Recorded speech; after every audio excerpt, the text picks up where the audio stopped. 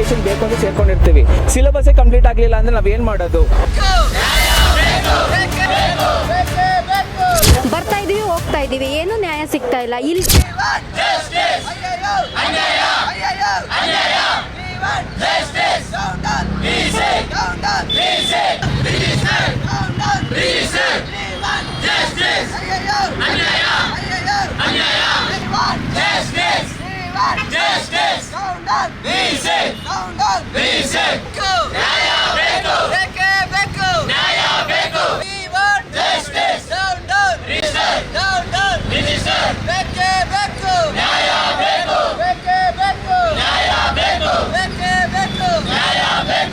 College start ಆಗಿ 2 ತಿಂಗಳಾಗಿದೆ.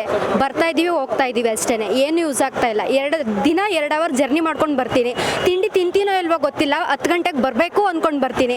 ಬರ್ತಾ ಇದ್ದೀವಿ, ಹೋಗ್ತಾ ಇದ್ದೀವಿ, ಏನು ನ್ಯಾಯ ಸಿಗ್ತಾ ಇಲ್ಲ. ಇಲ್ಲಿ ಫ್ಯಾಕಲ್ಟಿಗಳೇ ಇಲ್ಲ ಕ್ಲಾಸ್ ಮಾಡೋಕ್ಕೆ ಅಂತಂದರೆ ನಾವೇನು ಮಾಡಬೇಕು? ಬೇರೆ ಡಿಪಾರ್ಟ್ಮೆಂಟ್ಗಳೆಲ್ಲ, ಬೇರೆ ಕಾಲೇಜ್ಗಳಲ್ಲೆಲ್ಲ C1 ಸ್ಟಾರ್ಟ್ ಆಗಿ ಮುಗ್ದೇ ಹೋಗಿದೆ. ಜಾನ್ವರಿಯಿಂದ ಎಕ್ಸಾಮ್ ಕಮೆನ್ಸ್ ಆಗುತ್ತೆ ಅಂತ ಹೇಳ್ತಿದ್ದಾರೆ. ನಮಗಿನ್ನೂ ಸಿಲೆಬಸ್ ಸ್ಟಾರ್ಟೇ ಮಾಡಿಲ್ಲ. ನಾವು ಫೀಸ್ ಕಟ್ಟಿ ನಾವು ಬಂದು ಹೋಗ್ತಾ ಇದ್ದೀವಿ ಅಂತಂದರೆ ನಮಗೇನು ಯೂಸ್ ಆಗ್ತಾ ಇಲ್ಲ. ಕ್ಲಾಸಲ್ಲಿ ಲೆಕ್ಚರರ್ಸೇ ಇಲ್ಲ ಅಂತಂದರೆ ನಮ್ಗೆ ಏನು ಟೀಚ್ ಮಾಡ್ತಾರೆ? ಹಾಗಾಗಿ ಇವತ್ತು ನಾವೆಲ್ಲ ಹೋರಾಟನ ಮಾಡ್ತಾ ಇದ್ದೀವಿ. ನಮಗೆ ಇದಕ್ಕೆ ತಕ್ಕನಾದ ನ್ಯಾಯ ಸಿಗೋವರೆಗೂ ನಾವೆಲ್ಲೂ ಹೋಗಲ್ಲ. ಇದೇ ಥರ ಹೋರಾಟ ಮಾಡ್ತಾನೆ ಇರ್ತೀವಿ. ದಯವಿಟ್ಟು ಇದು ಎಲ್ಲಿಗೆ ಮುಟ್ಟಬೇಕು ಅಲ್ಲಿಗೆ ಮುಟ್ಟಿ ನಮಗೆ ನ್ಯಾಯ ಸಿಗೋವರೆಗೂ ನಾವು ಇದೇ ಥರ ಹೋರಾಟ ಮಾಡ್ತಾ ಇರ್ತೀವಿ. ನನ್ನ ಹೆಸರು ಗೌರವ್ ಅಂತ, ಸೆಕೆಂಡ್ ಇಯರ್ MSW ಮಾಡ್ತಾ ಇದ್ದೀನಿ ಮಾನಸ್ ಗಂಗೋತ್ರಿಯಲ್ಲಿ.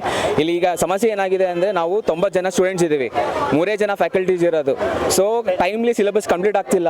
ಮತ್ತು ಪೇಪರ್ಸು ಒಬ್ಬೊಬ್ರಿಗಾಗಿ ಅಲಾಟ್ ಮಾಡಬೇಕಿತ್ತು, ಅಲೋಕೇಶನು ಕೂಡ ಆಗಿಲ್ಲ. ಹಿಂಗಾದರೆ ಟೈಮ್ಲಿ ಸಿಲೆಬಸ್ ಹೆಂಗೆ ಕಂಪ್ಲೀಟ್ ಮಾಡ್ತಾರೆ?